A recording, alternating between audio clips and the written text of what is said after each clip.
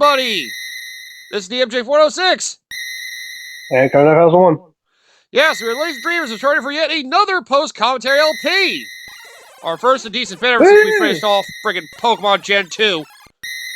Which feels like so long ago. I know, right? But yeah, well I guess we haven't had that many games to do post-commentary of, or the time. But, we'll knock out a quickie today with the original Metroid 2! Return of Samus. Mm-hmm. As well... And I think this is the first Metroid-related playthrough I've been a part of on the channel so far. Weren't you? You were with me for the post-commentary of the first game. Oh yeah, that's right, I forgot about that. Well, it's the first Metroid, I can't really blame you for forgetting. But yeah... Well, we did that how many years ago? That was like the second or third game we did post-commentary after Pokemon Gen 1. That was during the COVID years. Oh yeah, that's right. After we did Zelda 1 Second Quest. Yeah. But yeah, Metroid 1 is definitely extremely forgettable and, well, not recommended for people that are fans of the later Metroid games. This one I can at least say is... You can definitely start to see some of the improvements that, well, show the growth of the series and what eventually Super Metroid would become. Yeah, because I think I might have mentioned it in Metroid 1 commentary. It was for Yeah. But just in case for some reason we forgot to mention it, at least the first 4 Metroid games are based on the Alien. Yeah. At the very least, the first 4, those are the ones that Nintendo themselves were heavily involved in, and one of the main producers of the series, I wanted to say it was Yoshio Sakamoto. He might be the one that's doing it now. Something like that, yeah. But yeah, he was a big fan of the Alien movies. So the first one harkened very much on basically dealing with a big alien threat. That was basically the whole premise of the first game. Where the second Alien movie, Aliens, was more based on the aliens' whole plan to go deal with the, alien threat and try to get rid of them for good. Which is more or less the plot of this game. Yeah. Basically, after... Also... Oh, go ahead. Oh, sorry, go ahead. Not to mention also, I mean, Ridley, he's named after the director, Ridley Scott, so...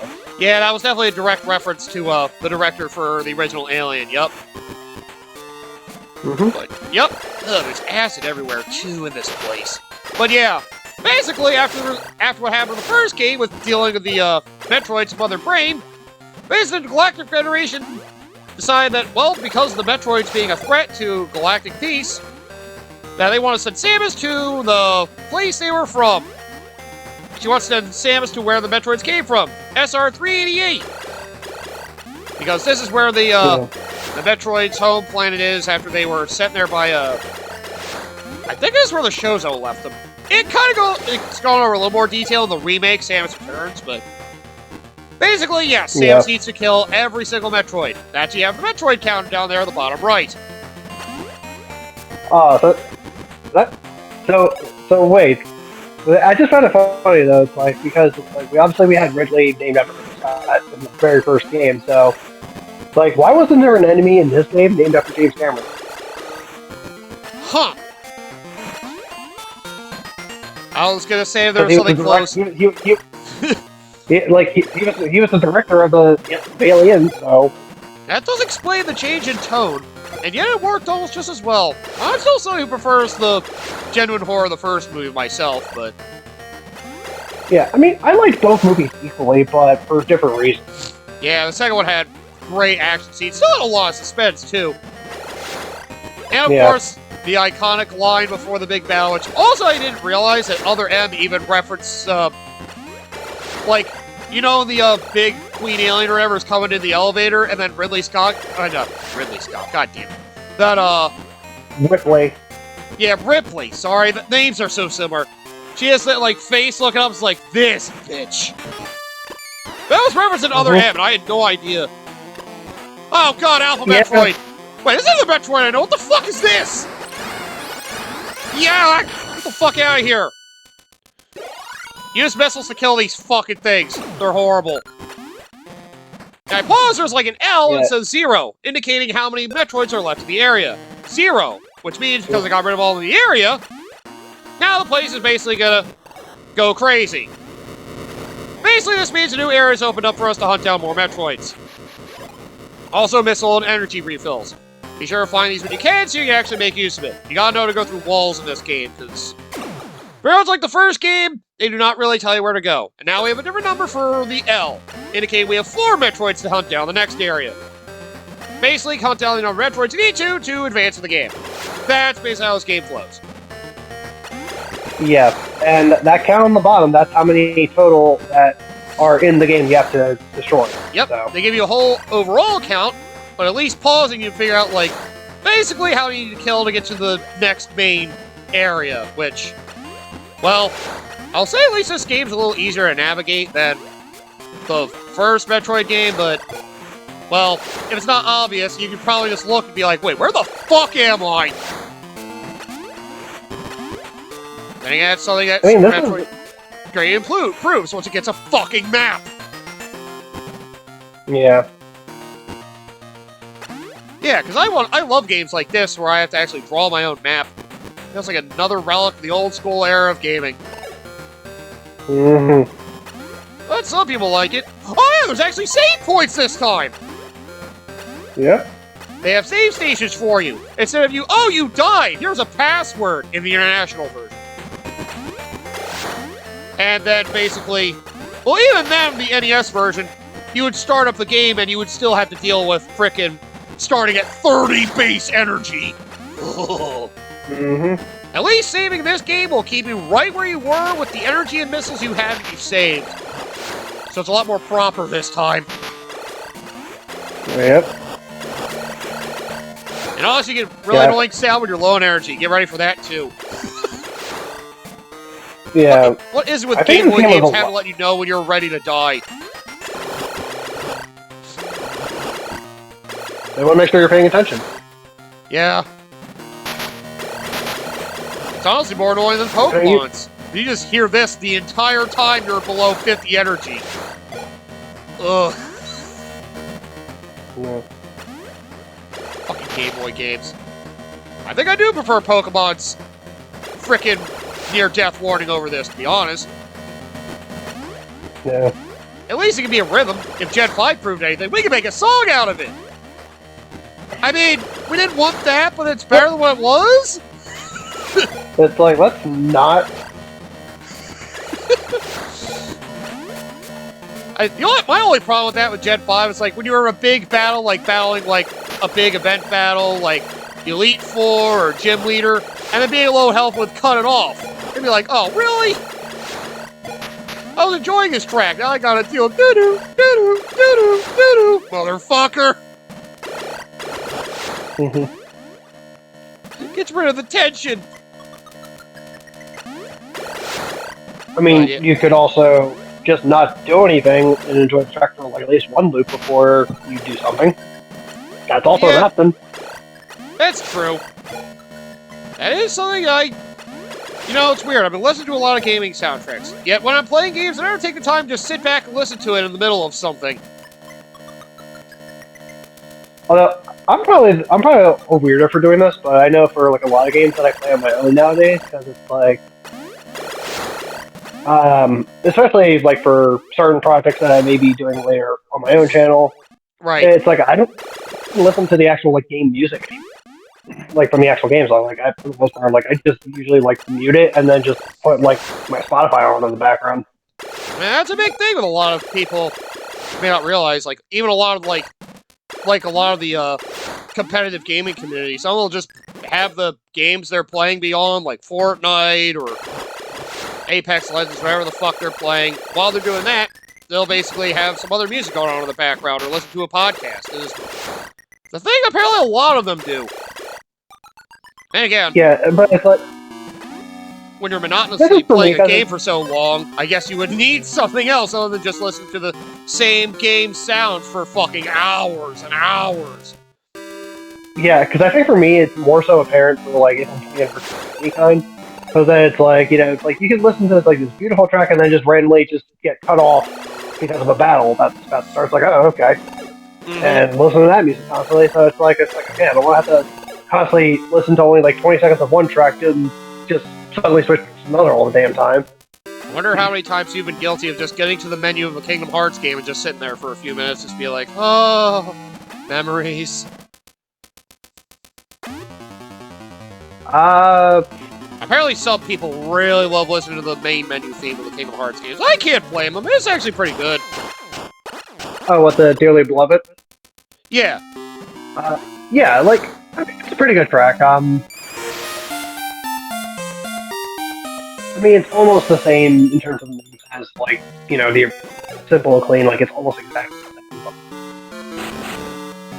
Yeah. But I guess more so depends on... Because I know for Dream Drop Distance, their opening sequence, like, I feel like we have to actually show that off when we get to that game, God knows how many years from now. We're not too far off. We just have to get through Days, then Birth by Sleep, and then we just have to recode it, and then we got that. We're not that far away. But yeah, it depends how long it takes for us to get through Birth by Sleep. That is a good point. Yeah. Oh, the times we'll have. Oh, by the way, I forgot to mention, you start the game with Morph Ball and missiles. 30 missiles for some reason. But you don't carry anything else over from the original Metroid. You have a basic pea shooter that thankfully go across the whole screen, so no long beam is an automatic power-up. You still have to go your way to get Morph Ball Bomb and get other energy tanks and shit, so... You know, this plays a lot like the first Metroid, but it's still rough around the edges of getting things. Also, this game has a habit of, oh, here's an extra room for you to go into. We're gonna stuff a shitload of power-ups in here. Because one room has 3 missile expansions just laying around. So then it begs the question, like, what the hell happened to all of her stuff? Believe me, me, doesn't have anymore. That's a big ongoing mystery of the series. As soon as she just puts in like the storage. Oh god, no! Don't. Oh wait, I think I know the answer. Shut up! No! Damn it! Oh, I should have wondered if that was coming up. Yeah, I just like to assume it basically just stores into their cargo or something, and a mission comes up and all of a sudden drops out right before she gets on the plane. Like, ah, shit, not again! I really should work on that hatch. So what? Like she just forgot it in like a friggin' space U-Haul storage locker? Yeah, basically. God damn it, not again. Well, admittedly, it's a problem with a lot of the early games that have that issue. Thankfully, the 4th and 5th, it kinda makes sense for their cases why she doesn't have her powers. Metroid Prime kinda does that until 3. Well, the first game you have a somewhat limited assortment, and then you lose them. Prime 2, same thing, you have a limited assortment, and then you lose them. Prime 3, you just start off at base. It's like, the fuck? Not even missiles! What the fuck have you been doing? Oh, God. Yeah, that's like the big meme of the series. How the fuck did she lose this shit? Oh, hell if we know. Well, it wouldn't be much of a game she had everything right off the bat. Oh, new power-up! Spider Ball! It wouldn't come back until the Prime series. It's still the only other game series that's in. Basically, you tired of not being able to climb up things? Spider Ball can let you climb up walls. Even those you can't see through. It's weird they give you what feels like such a broken ability so early in the game, but... Oh, it's useful. Dred brought it back. I thought Dred brought it back at some point. Samus Returns, I know, did. Well, yeah, because it's a remake of this one. So, of course I had to bring it. Yeah, that has it. And I will admit, Samus Returns does actually make some decent use of the Spider Ball, more than I tend to give it credit for. But I don't think it comes back in Dread. I haven't played Dread in a few years. I gotta double check that. I know I want to LP that on my channel at some point. I still have to wonder if you're gonna play a Metroid game. Maybe we can worry about that after Birth by Sleep. Up to you. The Metroid games are relatively short, thankfully, so... You can do it in between, like, frickin' Zelda 3 or Donkey Kong Country 3. We'll think about it. We got years. We got time. Yeah, basically. Yeah, I don't even know how long Birth by Sleep's gonna be. I would hope not as long as 2? Oh, definitely not as long as 2. 2 will still be the longest Kingdom Hearts game ever. My guess is probably gonna be a bit longer than Recom. I'm thinking 90 to 100 episodes. Just a guess, though, which has no reason why I think that. I mean, I could probably see it at least break 100, but definitely, like I said, definitely not as long as 2. Definitely not. What was it, 162 episodes or something? Like, Jesus Christ! Yeah, something like that. Oh, God. I mean, I'm sure there's not as many side activities. Yeah, because let me put it this way. Definitely the world pool is smaller. Yes. For Birth by Sleep. It's like 6, if I had to guess? No, let me see. Hang on, I gotta think for a second. I know at least it's about the... At least from what you were saying during 2, it's something about the Princesses of Heart. I know you said 3 of the worlds are from them. That weren't in previous games. Yes, that was I imagine the other Princesses of Heart have their worlds come back in some form, I would imagine. No. Huh. Oh, wow. So they really just had to get the other ones in there. Okay. Yeah, they had to give the 3 that did not have a world up to that point. Right. Alright, so I'm gonna guess there's like... prequel. I'm gonna guess there's like 8 or 9 worlds in Birth by Sleep. Let me count them out real quick.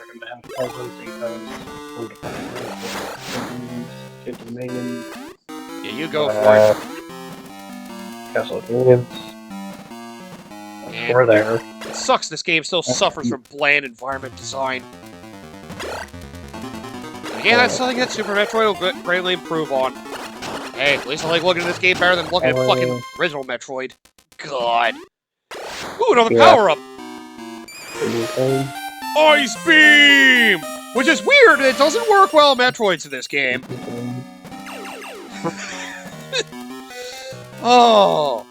Yeah, in case you think this Ice Beam's gonna work against those boss Metroids we've been fighting, nope.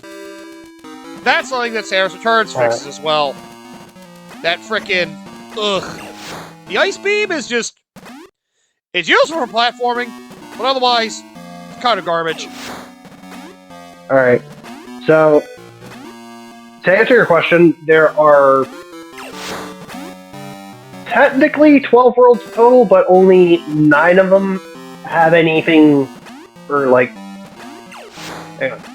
Only 9 of them actually are like fully explorable versus like 3 of them are just for plot or minigames, basically. 2 of them are only there for mainly story purposes, but you can still revisit said worlds. And one of them's a minigame? I think. And one of them is an entire side. Yeah. Ah. Is that the Mario Party-like mode I've heard about? Essentially. The command board or whatever it's called? I mean, let me put it this way. That world is basically where in the original PSP version was the multiplayer. That's where you go to do that. Oh. And we'll get what's changed between then and the HD version. Yeah, I'll try not to worry too much about that. Well, I did learn apparently the Final Mix version wasn't really changed for the international release. Apparently Final Mix Birth by Sleep was just the Japanese version basically getting the international improvements. At least to my understanding. They added like another campaign at the end, which basically just gives you a few more treasures and an additional boss. That's it. Oh. Oh, okay. Was that something the international version too? Or... No. Oh. Oh. It's weird. At least, well, that's what I get for looking it up on Wikipedia. It just said that Final Mix was basically the international version, re-released for Japan, because the international release had stuff the Japanese version didn't. And again, you would know better than I would. Probably. Yeah, because I know obviously the 3 main campaigns, but there's also the final campaign, well, originally that was part of the international version, but the quote-unquote secret campaign, that was not in the international version originally. Ah. Okay. Alright, so at least we'll know when the end game is coming. That's good. We can say that for the very, very end. Yep.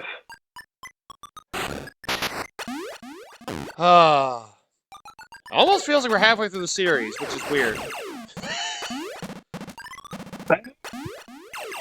Mainly because there's only like 3 real games left. For right now, yeah, basically. Alright, 4 could be on the way for all we know. Because Square Enix's attempted output with games is almost absurd. I mean, hell, 4 would probably be out by the time we finish Request League. I can see that. You know, yeah, I keep forgetting about that. It could be up. It'll be optimistic for me to think 2025, but you know, it could happen. Yeah. They're putting all their eggs in the Final Fantasy VII Remake basket right now. Although 16 came and went, was fine. And they still got, did they get rid of their, oh yeah, they got rid of their company that did the Tomb Raider games or whatever, Crystal Dynamics, I think. Yeah, I think so. Which is a big thing of gaming news. The ones who had them in Bracer basically started closing down a lot of their, studios because of, yeah, they handled their money poorly, trying to buy up a shitload of studios. Gee, what a surprise. Mm-hmm. And unfortunately, one of them to go, which me and Koji would be very disappointed about. Free Radical Design. The people behind the Time Splitters first-person shooter games. They're basically a love letter to GoldenEye and, Perfect Dark. Okay. So, yeah, half the groups they bought were basically done. Thanks, Embracer, for trying to buy up the entire industry. At least Microsoft has somewhat of a foothold in the industry and more money.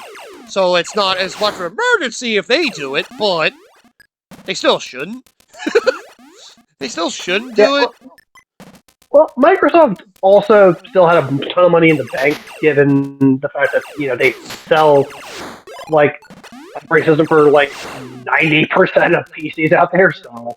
That's what some fanboys forget. The console is their side business. That's why they're trying to integrate the whole Game Pass thing into their whole Microsoft ecosystem. So you don't necessarily need an Xbox to be a part of their whole gaming front. Don't forget, they're trying to compete with Apple and Google. Not Sony and Nintendo as much. Because they're looking at the bigger picture. Yeah. That's a bigger reason why they bought Activision. Everybody thought it was a big thing of buying Activision Blizzard buying Call of Duty. What they really wanted was the fucking King Company money. Candy Crush. Surprisingly, that is where most of their profits come in. Nice sad reminder of how much money the mobile market really makes. Well, I mean, yeah, because if you think about it this way, you know, because how easy is it to just download a game that you don't have to pay a dime for just to get, and then, you know, say like Tiny Tim over here, you know, wants to continue playing the game and realizes his mom's credit card's on file and starts buying whatever, you know, in-game currency is there off of the credit card. Yep. Yep. So, of course. Although, I know some people are trying to file lawsuits over that for not being able to control it very well. It's like, you're giving your kid the phone. What do you think's gonna fucking happen? Fucking... See, I know at least with the Play Store, because I can't speak for the Apple Store in any capacity. Because I know for the Google Play Store, you can do it as a factor thing where, like, whatever you use to, like, log in to your phone, for example, yeah, you can also translate that to confirming a payment on the Play Store. So, like, for example, like, for my phone, like, one of the things I use is, like, my fingerprint. So, like, so say if, like, someone wants to, for some reason, get into my phone,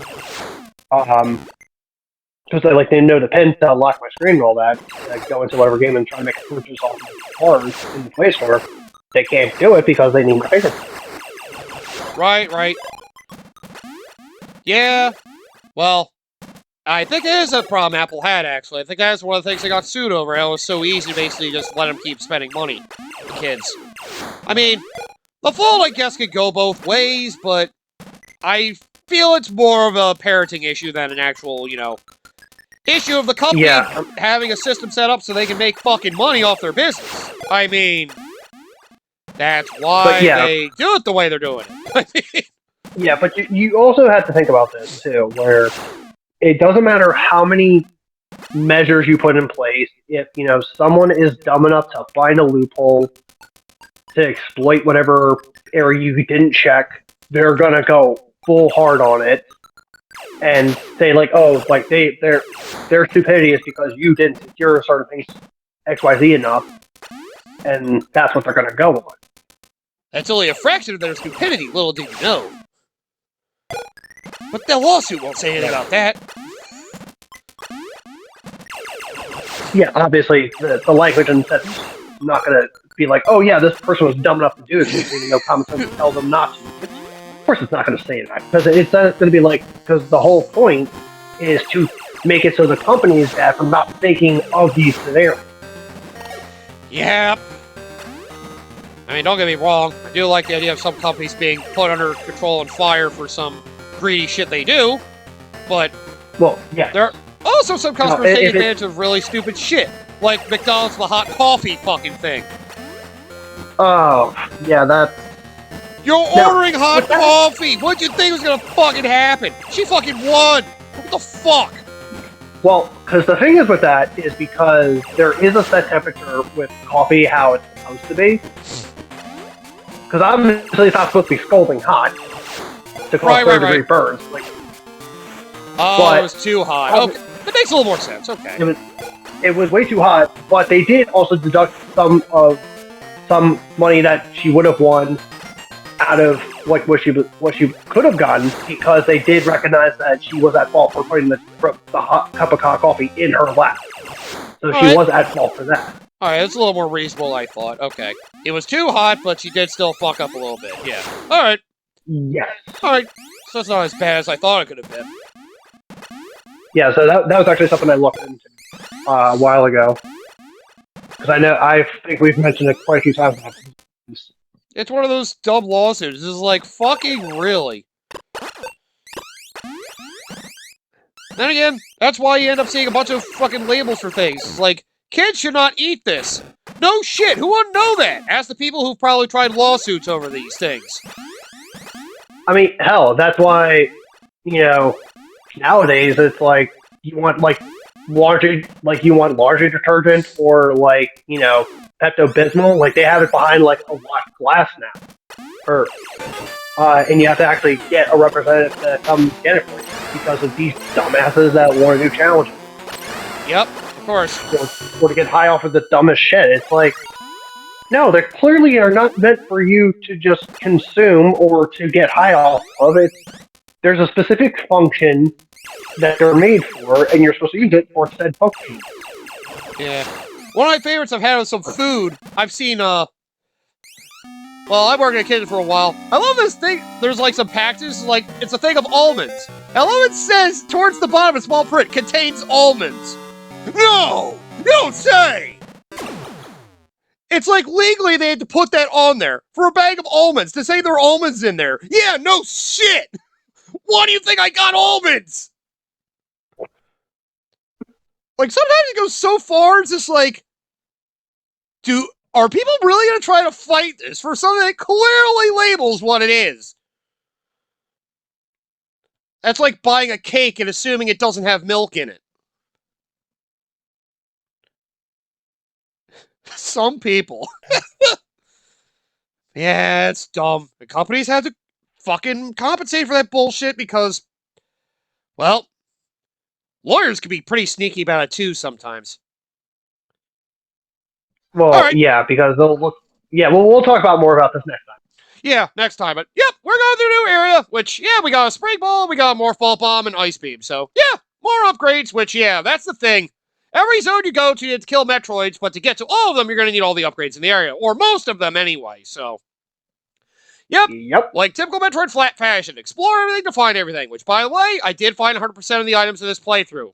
The first time I ever did that, actually. So, yeah, you guys see what it's like to do a 100% run. It'll be fun. Come back next time. More Metroid hunting. So see you then. Yeah.